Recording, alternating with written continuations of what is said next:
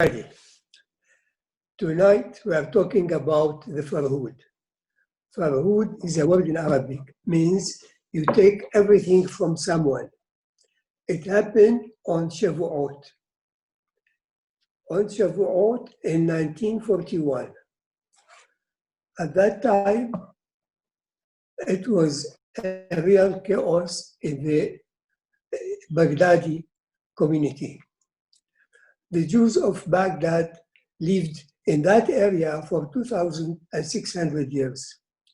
They were 1,000 years before the Arabs coming from the Arab Peninsula. And not only that, but they supported the Arab when the Arab came to capture Babylon. Why? Because the ruler was Persian. They were under Persia. And the Persian ruler was very hard on them. So they find the Arab as a help. So they supported the Arab. And in that battle, 6,000 Jewish men were killed. After that, things are ups and downs over time and over the years. Well, what happened in the pogrom of that day? That pogrom took place after the failure of the pro-Nazi revolution. The pro-Nazi revolution took place a few months, maybe 6 months before. It was 4 generals that secretly called themselves the Golden Square, and they planned the revolution. But how come? This is a very important question. The British came, took the mandate for Iraq. They opened the school, they made electricity, water flowed to houses, clean water. They built up Iraq, the same system, the same model of the United Kingdom. They have a king, they have a House of Commons, they have House of Senate, they have judiciary system. And they take care of everything. So how come the German penetrated in the system and succeeded to go to the heart of people, and a revolution took place supporting Germany? This is very, very simple to explain. When the British took over, they look at the Iraqi population, and the Iraqi population were included the majority tribes, and then you have some minorities. You have a Christian, you have Sabba, you have Jews, you have Assyrian, all kinds of minorities. Then what the British did, they give the position of members of parliament to the heads of the tribes. So each head of a tribe is a member of parliament. If he is strong and very powerful, they make him member of the Senate. If he is stronger, they make him a minister. And if he is very well influential, they make him in the Privy Council as a people who give advice to the king. Now, what is the weak point here? The British took care of the people at the top. They didn't take care of the people, the middle class and the lower class. So what the German did, the German wanted to capture the Middle East from the hands of the British. They have 2 very strong politicians in Tehran, in Iran, and in Baghdad. The one in Tehran was fluent in Persian and in Arabic, and he convinced the Shah of Iran to change the name from Persia to Iran, because he told him the Iranians are the Aryan people, the forefather of the Aryan people. Therefore, it is better to call it Iran instead of Persia. And so he did. In Baghdad, there was another German politician. His name was Fritz Grober. Fritz Grober was a sort of very, very active. He also speaks Arabic fluently. He followed certain guidelines. First, he bought a newspaper in Arabic. And he started writing articles with some helpers against the Jews and against the West, against England. Then he did also something else. He supported and he was encouraged by the government to establish what is called Boys Scout. That was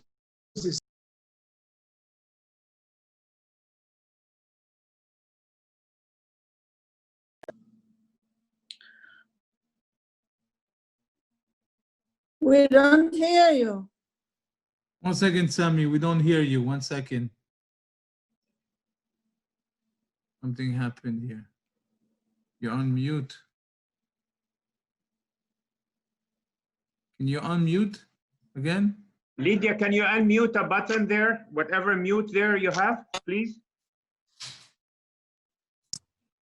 Okay. Yes. Can you hear him now? Can you hear him now? I hear you, yes. Okay. okay, good.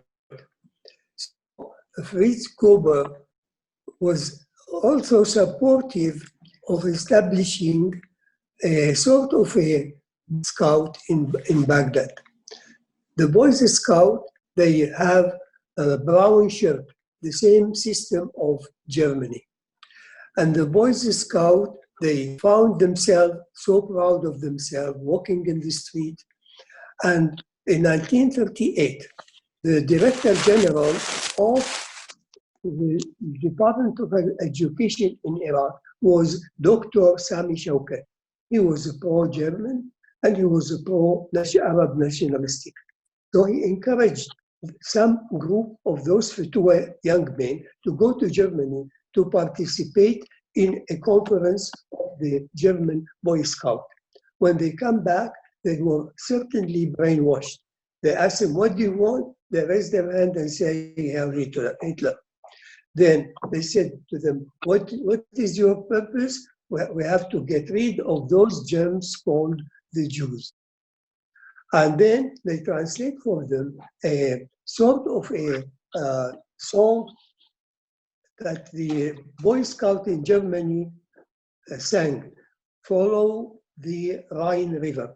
اتبعوا نهر الراين. And they used to go in the street and sing it. Then the things are getting worse and worse. All in a sudden, the revolution for Germany took place.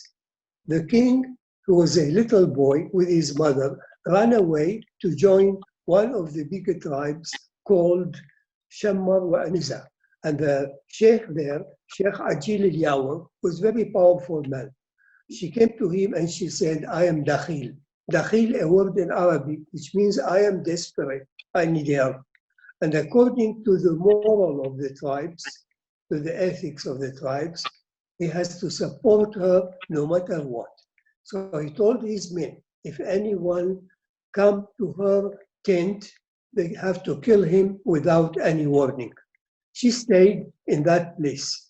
The regent, her brother, ran away to Jordan. Now, what happened now inside Iraq? You have you have what is called a group of a pro-German agitator. One of them was Yunus al-Sab'awi. Yunus al-Sab'awi, he also supported the Arab radio station that was purchased by Germany. So the German now, they have the Fetwa, they have newspaper, they have radio, all working together in a way to support the new regime. One day, but what happened is that they started closing the banks, they're closing the establishment, and after that, what happened? The whole country became in chaos, but people were afraid to talk. And we stayed at home, we didn't leave home, we were afraid. Now, one day, the Yusuf al-Sab'awi called the chief rabbi, Hacham Sassoon Khoury. He asked him to his office and he said, I want a list of all the Jewish people where they live. I want also to tell you that for 3 days they have to stay at home and not leave. They have to have food for 3 days, and each family has to have a sort of a small package of clothes, because after the 3 days we are going to take you to a detention center. The rabbi didn't know what to do. He left. He called the people that support him or his advisors. In the meantime, Tua went down from one Jewish home to the other, making red signs on the doors so that it will be easy to break in. The Hacham Bashi, Hacham Sasson Khduri, called his advisor and said what to do. They told him, what you have to do, go to Arshad Umari. At that time was the mayor of Baghdad. He was from Mosul originally. He was a civil engineer, but in a way it was rather easy for people to talk to him. He was not a person that blow in the face and respond in a bad way. So Hacham Sasson asked an audience. He didn't answer him until May 28th. In the meantime, what happened? Rashid Ali and all those who planned the revolution took money from the central bank and ran away. So whoever left, Arshad al-Umari and the Al-Sab'awi. Al-Sab'awi was preparing to do whatever he can. He wants to take the Jews to a detention center. And in the papers that was found later on, he planned, first of all, at 11 o'clock on the 27th of May, to speak on radio and tell the people of Iraq, I have good news for you. We put all those germs together in a concentration camp, and we are going to treat them the way they deserve so that the country will be clean. Another piece of paper they found in his portfolio, it was also secret. It was on the 28th. He wanted to speak to the radio, to the Iraqi people, telling them, listen, we get rid of the Jews. We douse them with oil and we burn them alive. But what happened, it is just like Haman. The day that he wanted to douse the Jews, he found out that he is alone and he's not able to handle the country, the whole country. So Arshad al-Umari called him and he said, look, the British are not far from here. If they arrest you, they're going to kill you. The best way, dinar, take it and run away. He said, no, that's not enough. He said, well, I have news for you. Yesterday, you took away 1,500 dinar from the treasury. So you better take the 100 and go away. So I took the 100 dinar and away. Now, he was alone. It is still on the 28th, early in the morning. Arshad al-Umari was before one way to go, and that is to surrender. So at 4 o'clock in the morning before dawn, he took in his hand a white flag and walked toward the British embassy. The British were expecting that. But listen what the British had to do before this. When the things becomes bad in Iraq, there was a communication between the British embassy and London. And the British embassy get information from London that we care not for anybody else, but we care for the flow of oil coming to our. When Rashid al-Umari came, the British ambassador told him, look, we are not talking about surrendering. We are talking about making a new arrangement.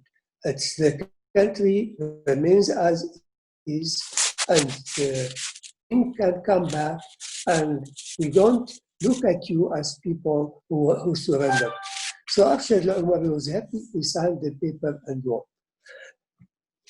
What happened now?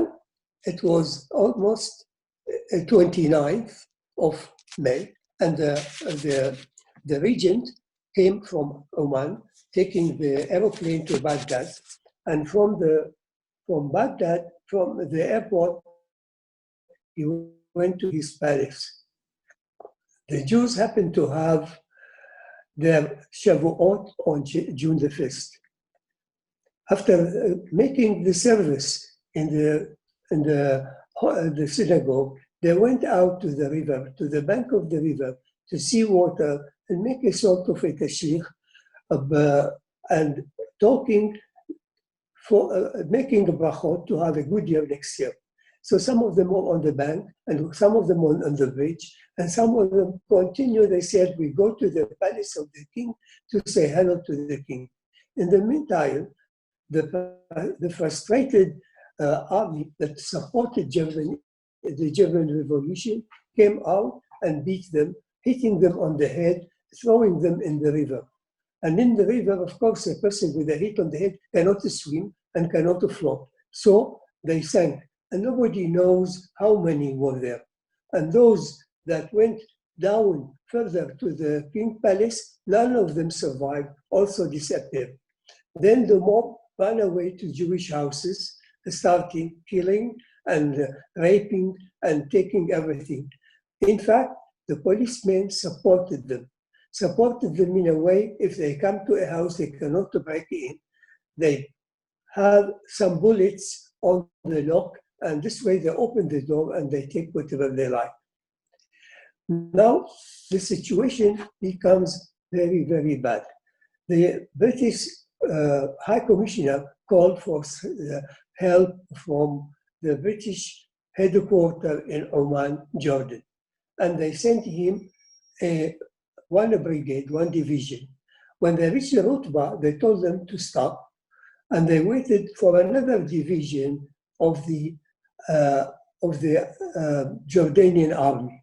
They let the Jordanian army come to make order, and then called the British army to come.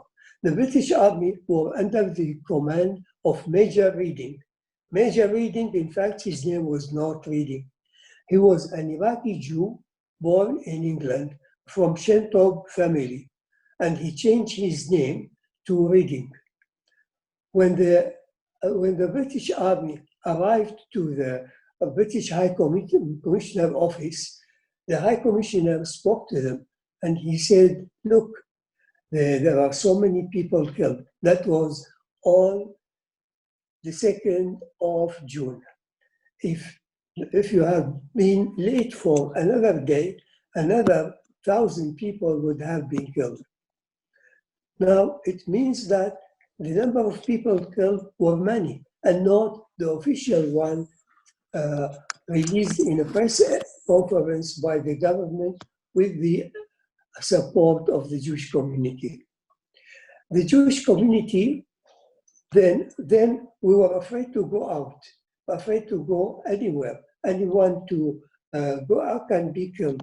They said the bodies were scattered everywhere in Shara al-Rashid and the area of Shara al-Ghazi, where there is a concentration of Jews. Jews walking in the street were killed. Jews walking in, let us say, in public transportation were called down and killed. And the Babylonian Jewish Center or Yehuda, Israel, called all those people who are still alive, who witnessed all kinds of killing, to mark down and write it down. And they have, I think, a documentary, a book about all what happened to the Jews who were killed there. Among those who were killed, there was one rabbi. Of course, the killing was very vicious, but it is strange how they killed this rabbi. That rabbi was very honest person. He didn't want to draw any salary from the community. He has a sort of a small machine to make oil out of sesame seeds. He made few bottles a day, sold it, then he closed the shop and sit down and study. And for him, the Jewish people is all what he has in life. So when his name was Rabbi Jan Bera. He stood at the front of his house, he opened his hands, and looked at the sky, looking for heaven, asking for help from God. The mob came, and one of them bets, and he said, with one stroke, I'm going to cut his head. And so, with this one stroke, he cut his head, the head fell on the ground, and the body for a few minutes was standing with his hands open to the sky. Then he collapsed, and his blood, splashed all over. I just want to say this because it is so hard to believe, and it is so vicious. Then the Jews still stayed at home. The Jordanian army went about with loudspeaker saying, "You don't need to afraid. You are not. You are safe. We are here making law and order in the country." But still, the Jews didn't. Why? Because there were some people who were taken to hospital, to the government hospital. The Jewish hospital was closed by the pro-German revolution. When they were wounded in the government hospital, some of them were given poison and died, and some of them were left suffering. And only one nurse whispered in the ear of one, he said, "Don't take any medicine. It is full of poison, they are going to kill you. Only if I give you something, just wait and be patient." What happened? The mob attacked the hospital. They said, "We know there are 2 doctors and 3-4 Jewish nurses. We want them out, we want to kill them." The chief doctor of that hospital was a Muslim. He came out and he said, "They are helping wounded people. I don't want them to stop and go out." They said to him, "You have to obey us because we will kill you, we don't care." So he said, "Okay, let me go in and see what they are doing." And maybe just one of them said, "Okay, send us one, we'll cut him into pieces." He went in and he called the police. At that time, the Jordanian army was not far, and they came. When they saw the Jordanian army coming in a truck, they ran away. And so the life of the 2 doctor Jews and the 3 Jewish nurses were saved. Now, everything was upside down in the city. The regent called the Jewish community, the chief rabbi, and some of the Jewish advisors to the rabbi. He wanted to see him in his palace. When they went to see him, they have a secret meeting. I don't know how long it takes. But when they came out, they said, "Well, we find out about 180 to 200 Jews were killed. There are 900 people injured. And there are about some houses, about 1,000 houses broken, and so many Jewish houses were simply broken and the material was taken out." Now, after this was given, the government of Iraq gave another press release, and they said not only Jews were killed, 180 to 200, but also there are 300 to 400 non-Jews were killed. Now, this is absolutely unacceptable. Why?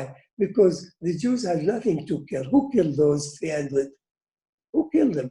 They killed each other. The police supported them. They didn't kill any one of them. The Jews have no power, no weapon to kill. So it is only an invention that this took place so that to let the whole people in the world saying that, look, not only Jews were killed, but more non-Jews were killed. So, but if we go back to what the British High Commissioner said to his commanders, saying at least 1,000 another Jew would have been killed. It means at least 2,000 Jews were killed in 2 days. The British embassy had more accurate information, but this was not documented on their file. It was only a word of mouth.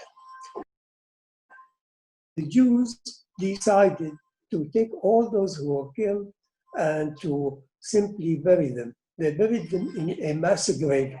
And the people who took care of the burial, they said some of them were so mutilated beyond any recognition.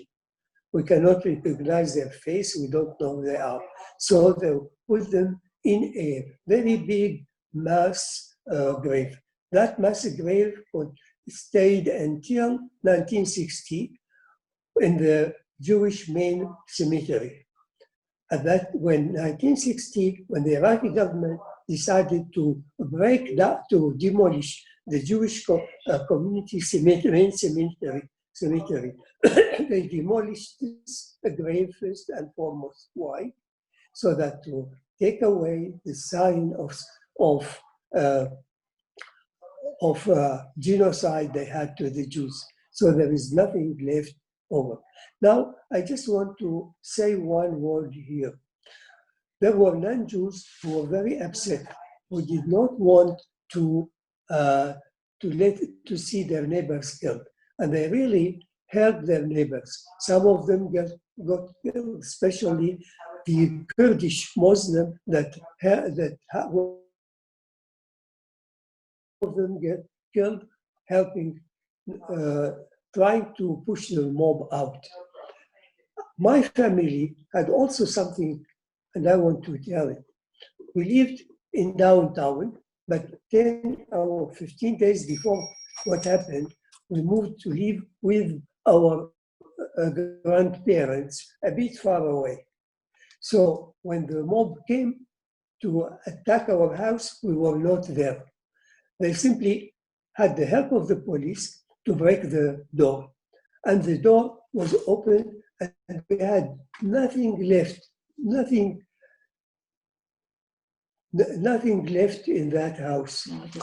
Even the knobs of the doors were taken away. Well, my father had friends, they were sheiks in a tribe a bit far from Baghdad.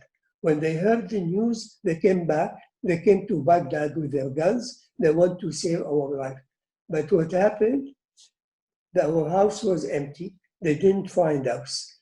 And so when it was decided to have curfew, they went back to their tribe. 10 days later, they came. We were still in a misery, but in our house. They brought with them a basket of fruit and a few Iraqi pita. And they came and they were crying. They said, this is a shameful thing in our history, how we betrayed you. We ate bread and milk and salt on one table, and we are sorry for what had happened. Now that was a very good gesture, when at least there are some people who appreciate what happened and were sorry for that. Now, I don't want to go any more further. Maybe we leave time for questions. And if I cannot answer the question, send an email maybe to Alan Daly, and he will forward it to me, and I'm ready to answer. Thank Thank you, Sami, for this very emotional testimony.